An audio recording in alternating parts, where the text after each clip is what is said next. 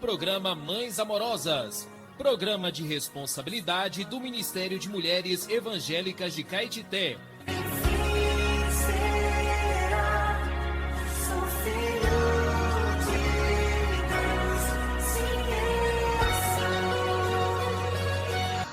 Bom dia, amadas ouvintes e queridas irmãs em Cristo.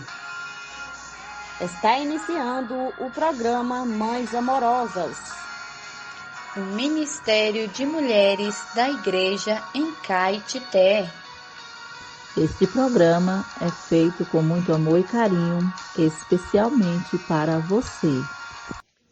Bom dia, queridas ouvintes, amadas irmãs. Mais um dia, graças ao Senhor, estamos aqui com vocês para desfrutar da palavra do Senhor. E o programa Mães Amorosas inicia com Provérbios, palavras de sabedoria, 12 de abril. E o provérbio de hoje diz assim: o filho sábio ouve a instrução do pai, mas o escarnecedor não atende à repreensão. Provérbios 13, 1. Temos como título: o filho sábio ouve a instrução do pai. Muitas vezes não damos valor para as instruções de quem nos quer bem. Há um provérbio que diz: filho meu, não rejeites a disciplina do Senhor, nem te enfades da sua repreensão. Porque o Senhor repreende a quem ama, assim como o pai ao filho a quem quer bem. O mandamento é lâmpada e a instrução, luz. As repreensões da disciplina são o caminho da vida. Provérbios, capítulo 3, versículo 11 e capítulo 6, versículo 23. Por isso, nunca devemos aborrecer o ensino, nem desprezar a disciplina. Na vida da igreja, Deus providenciou tutores e curadores para nos ajudar a crescer na fé e nos ensinar a palavra de Deus. Tutores aqui quer dizer mestres, pessoas que cuidam uns dos outros. Devemos honrar quem cuida de nós, especialmente os que se afadigam na palavra e no ensino. 1 Timóteo 5,17. Eles merecem todo o nosso respeito, pois velam por nossa alma como quem deve prestar contas. Quando acontece de alguns que deixam de seguir o caminho conosco, qualquer que seja o motivo, passarem a falar mal de quem os ajudou com tanto amor e paciência, é pura ingratidão. Quanto a nós, devemos obedecer aos nossos guias com alegria e sempre nos lembrar deles em nossas orações. Amém? Amanhã estaremos de volta, se assim o Senhor nos permitir. Fiquem com o Senhor Jesus e fiquem na paz que vem dele. Bom dia. Alimento Diário. Série Vida e Edificação. Autoria: Pedro Dong. Leitura: Terezinha Soares dos Santos. Levantar antes de qualquer outra coisa, faça uma respiração da vida, invocando profundamente o nome do Senhor Jesus, invocando profundamente. Bom dia a todos os ouvintes. Daremos início a mais uma mensagem desta semana, Marcos, capítulo 6, versículos 45 e os 52, são para a nossa leitura bíblica, baseada nessa mensagem. Marcos 6, versículos 45 e 52. Ler com oração, Marcos 6, versículo 33. Buscai, pois, em primeiro lugar o seu reino e a sua justiça, e todas estas coisas vos serão acrescentadas. Amém. Foi o Senhor quem nos disse: buscai em primeiro lugar o seu reino. Amém. Ó Senhor Jesus, devemos em primeiro lugar buscar o reino de Deus e a sua justiça, ou seja, buscar a sua vontade. Todas as demais coisas nos serão acrescentadas. Queremos fazer a vontade de Deus é o tema da mensagem de hoje. O Evangelho de Marcos também registra o episódio de Jesus andando sobre o mar. Podemos ver isso em Marcos 6, versículos 45 e 52. E acrescenta uma informação importante, porque não haviam compreendido o milagre dos pães. Antes, o seu coração estava endurecido. Isso está no versículo 52. Jesus fez mais um milagre diante dos discípulos, porque eles não haviam compreendido o significado do milagre dos pães. Muitas vezes dificultamos o trabalhar do Senhor em nós, porque nos falta fé. Temos de ser como crianças e simplesmente crer. O homem natural vive buscando satisfazer suas necessidades e seus próprios interesses. Ele não tem interesse em buscar a vontade do Senhor, pois se preocupa apenas com as próprias vontades e necessidades. Hoje mesmo, entre aqueles que buscam a Deus, muitos procuram lugares onde realizam curas, expulsam demônios e pregam prosperidade. O homem que corre atrás dessas coisas não é confiável. Jesus quer verdadeiros seguidores. Sim, Jesus quer verdadeiros seguidores que busquem a vontade de Deus. Por isso diz: buscai, pois, em primeiro lugar o seu reino e a sua justiça, e todas estas coisas vos serão acrescentadas. Mateus capítulo 6, versículo 33. Não busquemos estas outras coisas.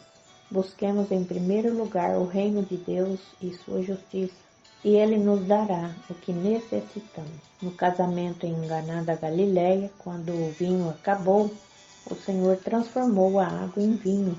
Ali os homens viram o primeiro milagre. Muitos buscam o Senhor para obter alegria e satisfação, transformar 5 pães e 2 peixes em alimento para uma multidão. Essa multidão correu atrás de Jesus. Eles viram de longe, tomaram seus barquinhos e atravessaram o mar para buscar o quê? Buscar coisas materiais.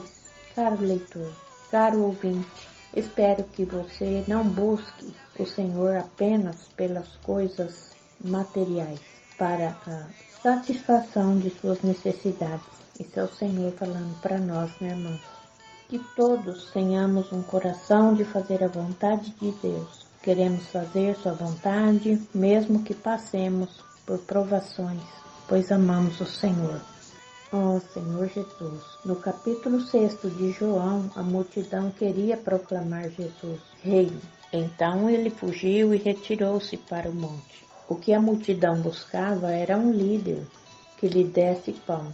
Por isso Jesus disse, trabalhar não pela comida que perece, porque Deus, o Pai, o confirmou com o seu selo. Isso conferimos em João 6, versículo 27. Em outras palavras, era como se ele dissesse: não busque o pão que perece, busque a comida que eu vou lhe dar. Quero dar-lhe comida e durará para a vida eterna. Deus confirmou isso com seu selo. Quando João Batista batizou Jesus, Deus Pai declarou: esse é o meu Filho amado em quem me comprazo. Mateus 3,17. E João Batista afirmou: Pai, eu de fato vi e tenho testificado que ele é o Filho de Deus. João 1,34. Aqui também vemos o selo de Deus. O homem é formado de 3 partes: corpo, alma e espírito. Quando Deus nos criou, soprou em nós o espírito. Assim, temos em nosso interior um órgão, ó Senhor Jesus, um órgão chamado espírito. O espírito humano foi criado pelo Espírito, e importa que os seus adoradores o adorem em espírito e em verdade. João 4,24. Portanto, Deus criou o espírito bem no centro do interior do homem. Ele também criou a alma. Ó Senhor Jesus, é a característica, a identidade de uma pessoa, sua personalidade. Cada pessoa tem uma alma diferente das demais. Deus não criou duas pessoas aqui. Nem mesmo os gêmeos idênticos são indivíduos idênticos em sua alma. Ou seja, ainda que sejam semelhantes na aparência, são diferentes no interior. Isso mostra que Deus não nos criou como robôs concebidos e fabricados em série. Você tem uma preferência e eu tenho a minha. Todos somos uma orquestra maravilhosa sob a gerência, sob seu governo. Graças ao Senhor, a multiforme sabedoria de Deus está apresentada ao universo inteiro, inclusive a Satanás. Escreva a frase que mais tocou seu coração, destaque os pontos-chave desta frase e ore de acordo com o conteúdo destacado acima. Ó Senhor Jesus, ó Senhor Jesus, amém. Cada pessoa tem uma alma diferente das demais. Bom dia, amados irmãos. Até amanhã, se o Senhor nos permitir. Amém.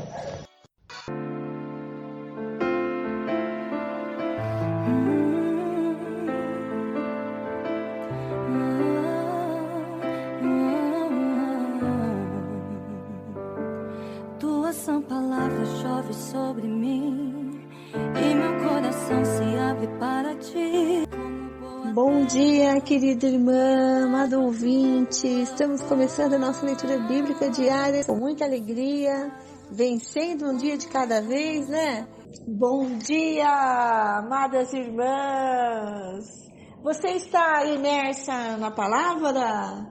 Quando nós estamos dentro da palavra, nós temos acesso a uma outra esfera. Esse ambiente é onde Deus vive. Uau! Quando nós mergulhamos nessa esfera, nós temos contato com o próprio Deus. E nessa esfera nós ganhamos glória. Então eu quero compartilhar com você 2 Coríntios, capítulo 3, versículos 13 ao 18, que diz assim. Versículo 13, nós não somos como Moisés, que punha um véu sobre o rosto, para que os filhos de Israel não pudessem fixar os olhos no fim daquilo que estava desaparecendo. Então, quero mostrar para vocês que nesse versículo 13 diz que Moisés, quando ele entrava na presença do Senhor, o rosto dele ficava com um aspecto resplandecente. Então, a glória, ela também tem um sentido de expressão. Então, quando ele entrava na presença de Deus e depois ele saía, aquela glória, aquela expressão do seu rosto, ela ia desaparecendo, né? Então, para que o povo não visse que aquela glória iria desaparecer, Moisés colocava um véu no rosto. Versículo 14. Mas a mente deles se endureceu, pois até o dia de hoje, o mesmo véu permanece sobre a leitura da antiga aliança. Não foi tirado, pois só em Cristo ele é removido. Então, quando Cristo morreu, o véu que separava o santo dos santos do santo lugar foi rasgado de cima a baixo. Versículo 15. Até hoje, quando Moisés é lido, o véu está posto sobre o coração deles. Essa palavra está sendo falada para os judeus. Mas a mente deles se endureceu, pois até o dia de hoje o mesmo véu permanece sobre a leitura da antiga aliança. Não foi tirado, pois só em Cristo ele é removido. Mas até hoje, quando Moisés é lido, o véu está posto sobre o coração deles. Versículo 16. Quando, porém, alguém se converte ao Senhor, o véu é tirado. Ora, este Senhor é o Espírito, e onde está o Espírito do Senhor, aí a liberdade. E todos nós, com o rosto desvendado, contemplando a glória do Senhor, somos transformados de glória em glória, na sua própria imagem, como pelo Senhor, que é o Espírito. Amém? Lendo essa passagem bíblica, eu quero agora ler para você o ponto 1 da imersão de hoje. Vamos lá? Hoje, a glória é cumulativa e não desaparece. Vai acumulando-se vez após vez, até sermos totalmente transformados, né? Então, Moisés, ele colocava um véu quando ele entrava. Moisés entrava na presença do Senhor, como nós lemos, né? Mas quando ele saía, o rosto dele estava resplandecendo a glória de Deus, né? Ele tinha um aspecto diferente. A Deus podia ser expressado ali no semblante dele. Mas aquela glória, aquela expressão, ela ia desaparecendo. Então, para que as pessoas não vissem que a glória iria desaparecer, então ele colocava um véu sobre o seu rosto. Mas quando Jesus morreu na cruz, o véu foi rasgado de cima a baixo. Então não há mais essa separação do Santo dos Santos, né, para o Santo Lugar. O Santo dos Santos é o nosso espírito e o Santo Lugar é a nossa alma, né?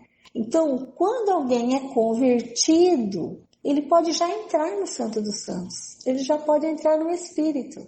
E mergulhado nessa esfera, ele tem acesso à glória, que é o próprio Deus, né? Que nós podemos entrar a todo tempo no Santo dos Santos. E essa glória vai se acumulando. E quem nos transforma dia após dia é esse Cristo que nós desfrutamos diariamente, a todo tempo, certo? Então, você não perde tempo se estiver desfrutando do Senhor. Pelo contrário, a glória vai se acumulando e vai te transformando. Amém? Ponto número 2. A glória de Deus autoriza o falar por Deus. Quando fazemos a imersão na palavra, estamos na presença de Deus. E a glória é nos acrescentada, conferindo-nos autoridade no falar por Deus. Mateus 7, 28, 29. O fim do Sermão do Monte. Quando Jesus acabou de proferir estas palavras, as multidões estavam maravilhadas com a sua doutrina. Por quê? Ele as ensinava como quem tem autoridade e não como os escribas. Essa autoridade para pregar o evangelho, para tirar as pessoas do reino das trevas e trazer para o reino da luz, né? Tirar as pessoas que estão nas mãos de Satanás e trazer para o reino de Deus, precisa ou não precisa de autoridade? Precisa de muita autoridade, né? Então, quando nós saímos às ruas pregar o evangelho, nós estamos na presença do Senhor e precisamos permanecer ali. Quando a gente percebe que estamos voltando para o nosso natural, nós imediatamente emergimos na palavra. Oramos juntos, invocamos juntos, e aí as coisas começam a acontecer, porque nós estamos em Cristo e nele nós temos a autoridade. E o Senhor diz em Mateus 28, 19 e 20, que toda autoridade foi dada para nós pregarmos o Evangelho. Só que essa autoridade nós só temos quando estamos em Cristo. Amém? Então, vamos mergulhar nesta palavra? Aleluia! Para salvar pessoas, precisamos mergulhar nesta palavra. Amém? E tem 3. Agora eu quero ler para vocês. João 18, 4, 5. Quando Judas aparece com soldados, né, para prender Jesus. João, capítulo 18, versículos 4 e 5. Então, Jesus, sabendo de tudo o que ia acontecer com ele, adiantou-se e perguntou-lhes: a quem vocês estão procurando? Eles responderam: a Jesus, o Nazareno. Então Jesus lhes disse: sou eu. Ora, Judas, o traidor, também estava com eles. E quando Jesus lhes disse: sou eu, Eles recuaram e caíram por terra. O Senhor, mesmo sabendo o que ia acontecer com ele não recuou. Ele se adiantou e perguntou para eles: quem vocês estão procurando? Agora vamos ler o ponto 3. Quando Jesus respondeu, sou eu, aos que se haviam dirigido ao jardim de Getsemane para prendê-lo, ele mencionou o nome de Deus. Eu sou, ou seja, aquele que existe de eternidade a eternidade, que é, que era e que há de ser. A própria existência. Por isso, quando ele disse, eu sou, os soldados caíram diante dele. Amém? Amados, quando nós estamos cheios de Cristo, nós estamos com aquele que existe de eternidade a eternidade. Ele é o eu sou. Tudo que você precisa, ele é. Você só precisa entrar na esfera onde ele habita. E você vai ver que ele é o eu sou. Item número 4. Todos somos diferentes. Deus quer governar sobre cada alma para, no final, formar uma orquestra maravilhosa sob a sua regência, sob o seu governo. A multiforme sabedoria de Deus será apresentada ao universo inteiro, inclusive a Satanás. Então, imerso na palavra, você entra na esfera onde Deus habita, e ali você contempla o próprio Deus, e quando você sai, você tem a autoridade para falar, para tirar pessoas das mãos de Satanás, e a glória que você ganhou lá na presença do Senhor, ela te acompanha e ela se acumula, você não perde. Por isso, amada irmã, vamos investir naquilo que dá lucro para nós, né? Vamos acumular glória, vamos estar na presença do Senhor. Nós somos todas diferentes umas das outras, né? Ainda que fôssemos gêmeas, seríamos diferentes interiormente. Mas se todos nós entrarmos nessa esfera onde Deus habita, entrarmos no nosso espírito e ali termos comunhão com o Senhor, Ele vai nos transformar.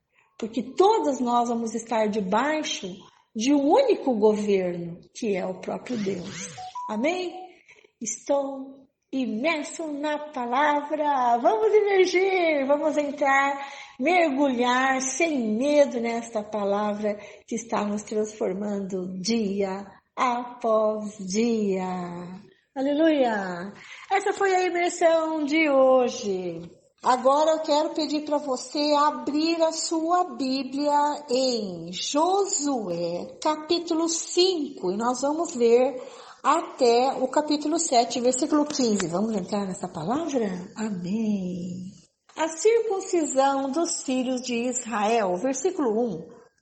Quando todos os reis dos amorreus que habitavam deste lado do Jordão a oeste, e todos os reis dos cananeus que estavam junto ao mar, ouviram que o Senhor tinha secado as águas do Jordão diante dos filhos de Israel, até que tivéssemos passado, o coração deles se derreteu de medo e ficaram desanimados por causa dos filhos de Israel. Naquele tempo, o Senhor disse a Josué: faça facas de pedra e passe de novo a circuncidar os filhos de Israel. Então, Josué fez facas de pedra e circuncidou os filhos de Israel em Gibeate Aralote. Foi esta a razão porque Josué os circuncidou. Todo o povo que tinha saído do Egito, os homens, todos os homens de guerra, tinham morrido pelo caminho no deserto. Porque todo o povo que saiu do Egito estava circuncidado, mas a nenhum deles que havia nascido no deserto pelo caminho, depois de terem saído do Egito, haviam circuncidado.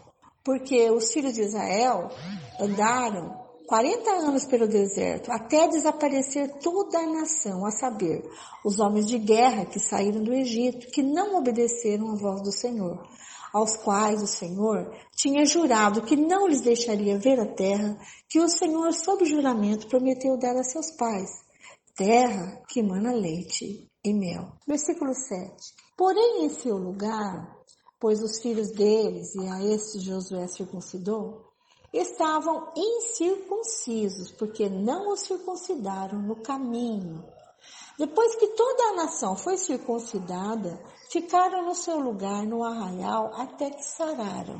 Então o Senhor disse a Josué: hoje removi de vocês a vergonha do Egito. Por isso aquele lugar foi chamado de Gilgal, até o dia de hoje. Então eu quero fazer um comentário aqui, para que a gente possa entender o texto. A circuncisão foi estabelecida por Deus. E a circuncisão foi estabelecida por Deus a Abraão. E todo o povo judeu praticava essa lei da circuncisão. Esse sinal que eles levavam mostrava que eles eram um povo separado dos outros povos. Eles eram um povo diferente. Ele era o povo escolhido de Deus. E essa circuncisão tipifica a remoção da carne, porque tira-se um pedacinho, né, da carne, do prepúcio. Então, do prepúcio, né, do órgão masculino. Então, aquilo tipifica que não é para andar na carne, mas não é para andar segundo os seus desejos e as suas paixões, mas segundo as leis que o Senhor havia estabelecido. Então, todo judeu era circuncidado no 8º dia, né? Então, mais o tempo, mais eles ficaram no deserto mas o povo que saiu do Egito não circuncidaram os filhos que foram nascendo no deserto. Então, por isso o Senhor ordenou que quando eles entraram na terra prometida, eles fossem circuncidados. Porque aquilo, como diz no versículo 9, o Senhor disse a Josué: hoje eu removi de vocês a vergonha do Egito. Ou seja, ele tirou, né, ele circuncidando aqueles que eram ainda incircuncisos, eles estariam tendo agora um novo começo com Deus, né? Então Deus estava mostrando: vocês que entraram nessa terra é o meu povo. E vocês são diferentes do Egito. O Egito tipifica o mundo, né? Então o Senhor disse naquele dia: hoje eu removi de vocês o Egito, né? Tirou eles do mundo. Amém? Então, quero dizer para vocês também que a passagem deles pelo Jordão tipifica o batismo, né? Porque quando eles saíram do Egito, que tipifica o mundo, eles atravessaram o Mar Vermelho. Mas essa geração que nasceu no deserto ainda não havia sido batizada.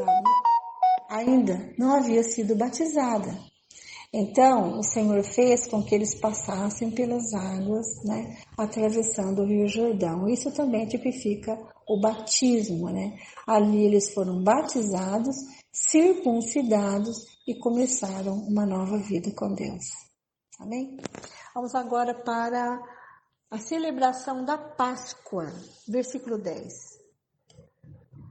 Enquanto os filhos de Israel estavam acampados em Gilgal, celebraram a Páscoa no dia 14 do mês, à tarde, nas campinas de Jericó. No dia seguinte à Páscoa, comeram do fruto da terra.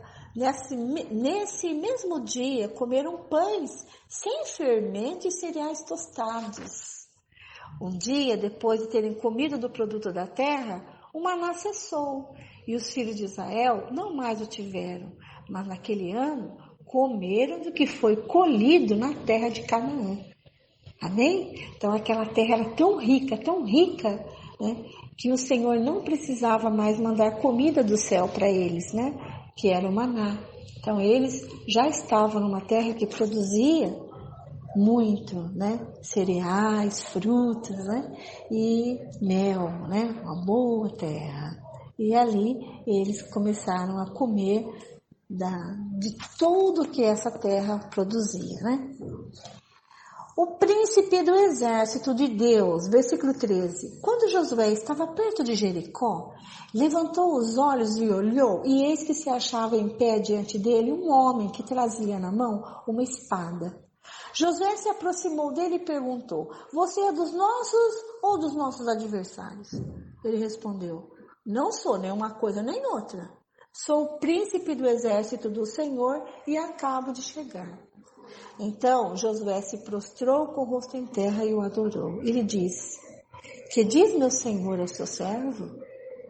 O príncipe do exército do Senhor respondeu a Josué: tire as sandálias dos pés, porque o lugar em que você está é santo. E Josué fez assim. A destruição de Jericó. Versículo 1, capítulo 6, versículo 1. A destruição de Jericó. Ora, Jericó estava rigorosamente fechada por causa dos filhos de Israel. Ninguém saía nem entrava.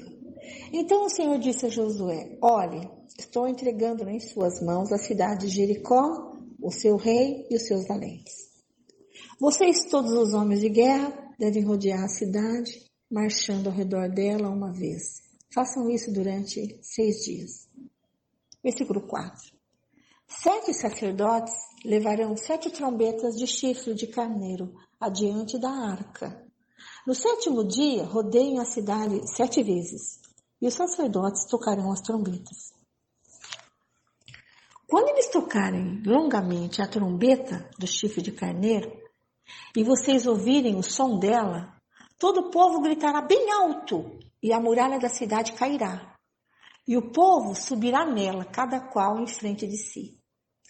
Então Josué, filho de Num, chamou os sacerdotes e disse: levem a arca da aliança, e 7 sacerdotes levem 7 trombetas de chifre de carneiro adiante da arca do Senhor. E disse ao povo: avancem e rodeiem a cidade, e quem estiver armado, passe adiante da arca do Senhor. E assim foi que como Josué havia falado ao povo, os 7 sacerdotes, com as 7 trombetas de chifre de carneiro diante do Senhor, passaram e tocaram as trombetas, e a arca da aliança do Senhor os seguia. Os homens armados iam adiante dos sacerdotes que tocavam as trombetas. A retaguarda seguia após a arca, e as trombetas soavam continuamente. Mas Josué tinha dado ordens ao povo dizendo: não gritem, nem façam ouvir sua voz. Não digam uma palavra sequer, até o dia em que eu disser: gritem, então vocês gritarão. Versículo 11. Assim Josué fez a arca do Senhor rodear a cidade, contornando-a uma vez, depois voltaram ao arraial e ali pernoitaram. Josué se levantou de madrugada e os sacerdotes levavam de novo a arca do Senhor. Os 7 sacerdotes que levavam as 7 trombetas de chifre de carneiro diante da arca do Senhor iam tocando continuamente. Os homens armados iam adiante deles, e a retaguarda seguia após a arca do Senhor, enquanto as trombetas soavam continuamente. No 2º dia, rodearam outra vez. No 2º dia, rodearam outra vez a cidade e voltaram para o arraial. E assim fizeram durante 6 dias. No 7º dia, madrugaram ao romper da manhã e da mesma maneira rodearam a cidade 7 vezes. Somente naquele dia rodearam a cidade 7 vezes. E aconteceu que na 7ª vez, quando os sacerdotes... E aconteceu que na 7ª vez, quando os sacerdotes tocavam as trombetas, Josué disse ao povo: gritem, porque o Senhor está entregando a cidade a vocês. Porém a cidade será condenada, ela e tudo que nela houver. Somente ficará viva Raabe, a prostituta, e todos que estiverem com ela em casa, porque escondeu os mensageiros que enviamos. Quanto a vocês, cuidem para não ficar com nenhuma das coisas condenadas, para não acontecer que depois de as terem condenado, vocês a tomem para si. Neste caso, tornariam maldito o arraial de Israel e trariam confusão a ele. Versículo 19. Porém, toda a prata, ouro e utensílios de bronze e de ferro são consagrados ao Senhor e irão para o seu tesouro. Assim o povo gritou e os sacerdotes tocaram as trombetas. Ao ouvir o som da trombeta, o povo gritou com toda a força. As muralhas ruíram e o povo subiu à cidade, cada qual em frente de si, e a tomaram. Destruíram totalmente a fio de espada tudo o que havia na cidade. Tanto homens como mulheres, tanto jovens como velhos, também bois, ovelhas e jumentos. A ordem era, irmã, a ordem era essa, né? Matar tudo e não pegar nada, a não ser prata, ouro e utensílios de bronze e de ferro. Esses iriam passar pelo fogo, né? Então eles iriam ser purificados. E tudo, e eles iriam ser purificados. Mas todas as outras coisas eram para ser eliminadas, queimadas. Então, nós vamos ver que essa ordem não foi totalmente cumprida, certo? Daqui a pouquinho a gente vai ver isso. Raabe é salva.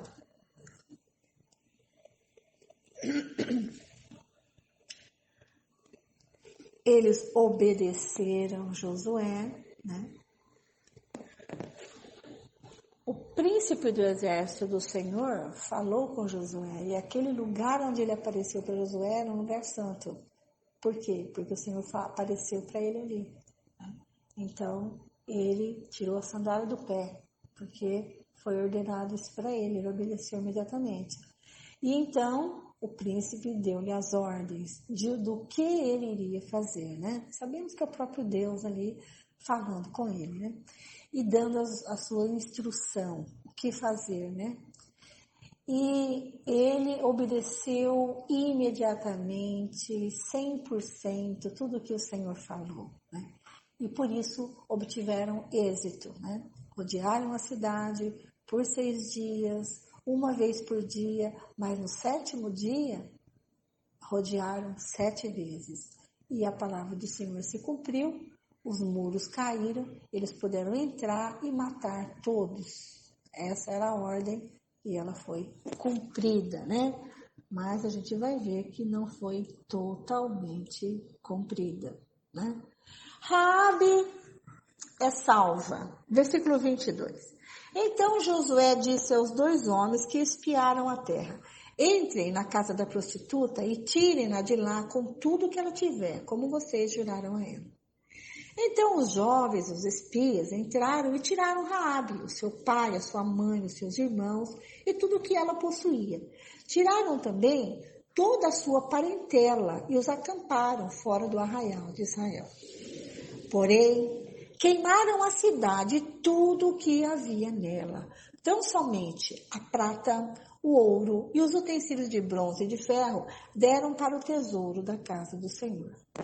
Mas Josué conservou com vida a prostituta Raabe, a casa de seu pai e tudo o que ela possuía. E Raabe ficou morando no meio de Israel até o dia de hoje, porque escondeu os mensageiros que Josué tinha enviado para espiar Jericó.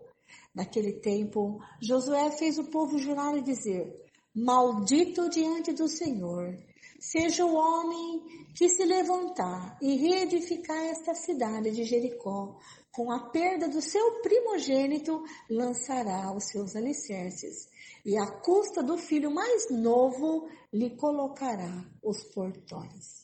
Assim, o Senhor estava com Josué, e a fama dele se espalhou por toda a terra. Josué, capítulo 7, versículo 1. O pecado de Acã. Mas os filhos de Israel foram infiéis em relação às coisas condenadas, porque Acã, filho de Carme, filho de Zabde, filho de Zera, da tribo de Judá, pegou para si uma parte das coisas condenadas. A ira do Senhor se acendeu contra os filhos de Israel. Josué enviou alguns homens de Jericó até a cidade de Ai, que está junto a Bet-Aven, a leste de Betel, e lhes falou dizendo: vão e espiem a terra. Os homens foram e espiaram a cidade. E voltaram a Josué e lhe disseram: não é necessário que vá todo o povo, bastam uns 2 ou 3 mil homens para atacar a cidade de Ai. Não fatigue ali todo o povo, porque são poucos os inimigos. Assim, apenas uns 3 mil homens do povo foram até lá, os quais fugiram diante dos homens da cidade de Ai. Os homens dali mataram os 36 deles e perseguiram os outros desde o portão da cidade até as pedreiras e os derrotaram na descida. E o coração do povo se derreteu e se tornou como água. Então Josué rasgou sua roupa e se prostrou com o rosto em terra diante da arca do Senhor até a tarde. Ele e os anciãos de Israel e puseram um pó sobre a cabeça. E Josué disse: ah, Senhor Deus, por que fizeste este povo passar o Jordão para nos entregares nas mãos dos amorreus, para sermos destruídos? Antes tivéssemos nos contentado em ficar do outro lado do Jordão. Ah, Senhor, que direi? Pois Israel virou as costas diante dos seus inimigos. Quando os cananeus e todos os moradores da terra ouvirem isto, nos cercarão e apagarão o nosso nome da face da terra. E então, que farás ao teu grande nome? Então o Senhor disse a Josué: levante-se, porque você está assim prostrado sobre o seu rosto. Israel pecou, quebraram a minha aliança, aquilo que eu lhes havia ordenado, pois tomaram das coisas condenadas, furtaram, mentiram e até debaixo da sua bagagem o puseram. Por isso, os filhos de Israel não puderam resistir aos seus inimigos, viraram as costas diante deles, porque Israel está condenado à destruição.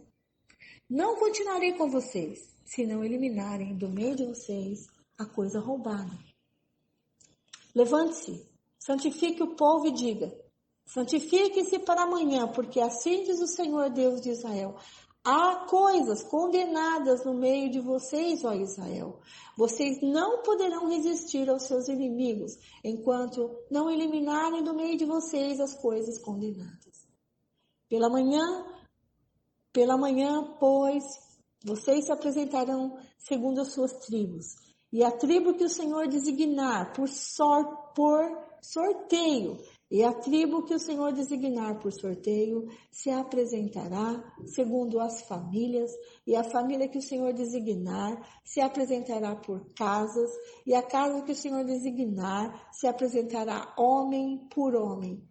Aquele que for achado com a coisa condenada será queimado, ele e tudo que tiver, porque quebrou a aliança do Senhor e cometeu um ato infame em Israel.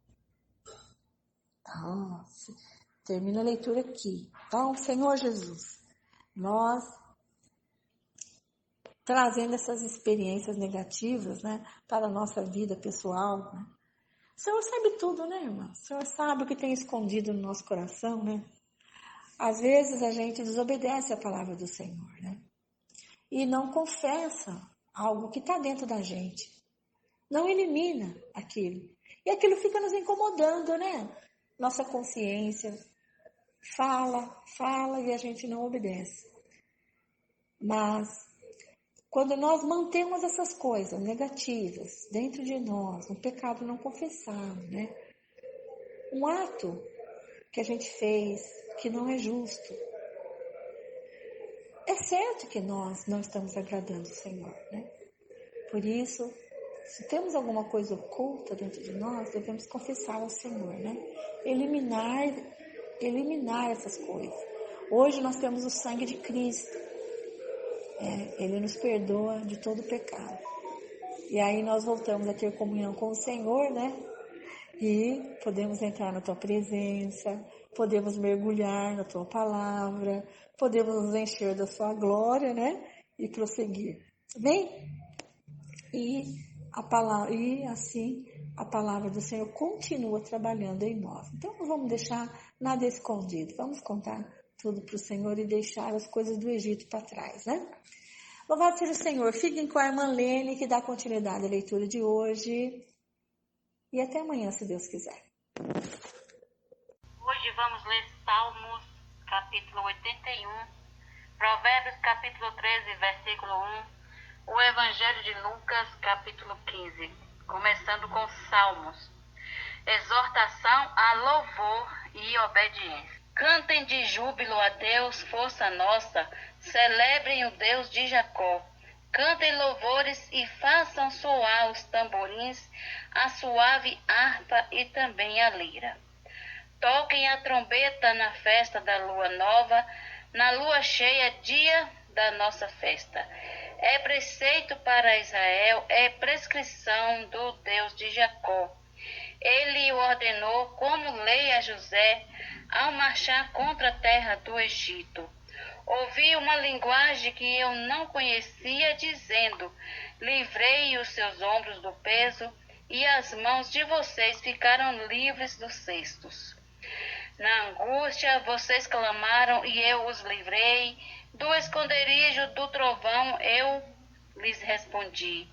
E eu os pus à prova junto às águas de Meribá. Escute, meu povo, as minhas admoestações. Ó Israel, se ao menos você me escutasse.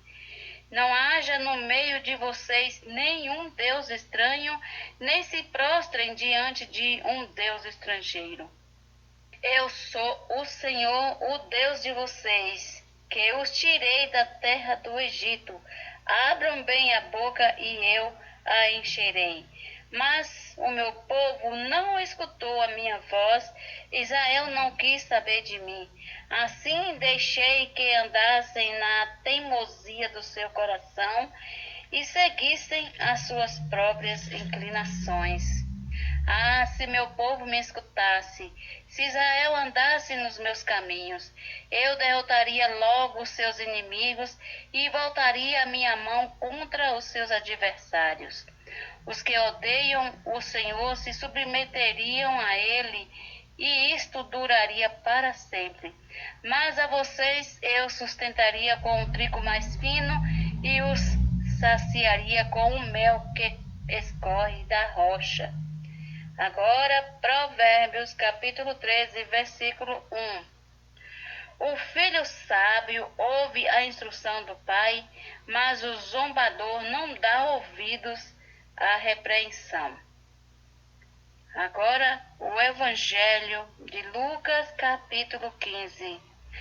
A parábola da ovelha perdida. Aproximavam-se de Jesus todos os publicanos e pecadores para o ouvir.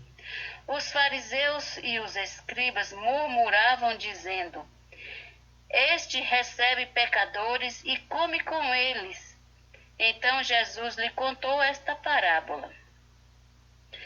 Qual de vocês é o homem que, possuindo 100 ovelhas e perdendo uma delas, não deixa no deserto as 99 e vai em busca da que se perdeu até encontrá-la?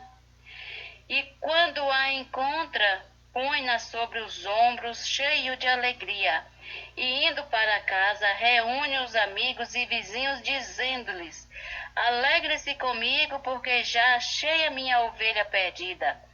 Digo a vocês que assim haverá mais alegria no céu por um pecador que se arrepende do que por 99 justos que não necessitam de arrependimento. A parábola da dracma perdida.